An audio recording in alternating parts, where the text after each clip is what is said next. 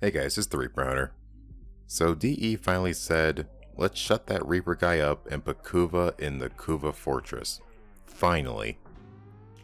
Now, the big question is, was it good enough, or should they have just not bothered with it? Well, short answer is, it's still up for debate. On average, I get about 2500 Kuva per 20-minute run.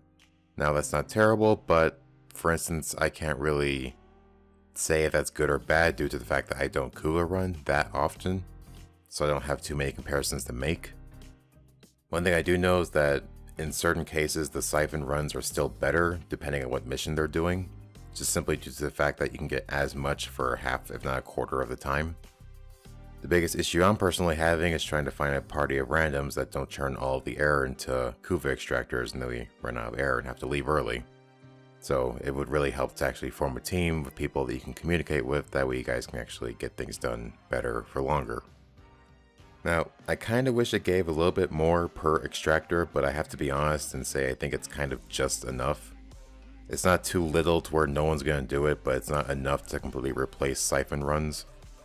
The big issue is, if you're really trying to effectively farm Kuva, you're probably still better off sticking with just doing cipher runs instead of endless Kuva survivals.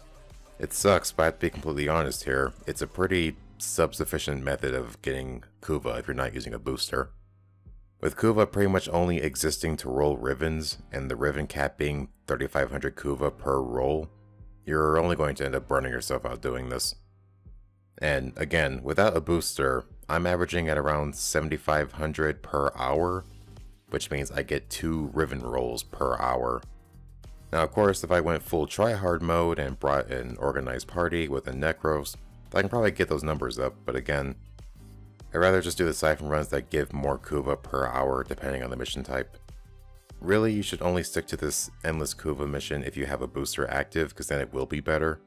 But without the booster, there's really no incentive to do this. Honestly, the only improvements I can think of towards the actual mission type itself is better air support drop rates, and making the extractors give you more Kuva per 10 minutes, I guess. But other than that, pretty solid update. At the very least, we got some quality of life improvements to add variety to the grind. But tell me what you all think. People seem to have varying opinions about the whole thing. Many good, many bad. Think it should give more? Think it should give less? Great update? Terrible update? Let me know down below. I'm the Reaper Hunter. I'll see y'all later.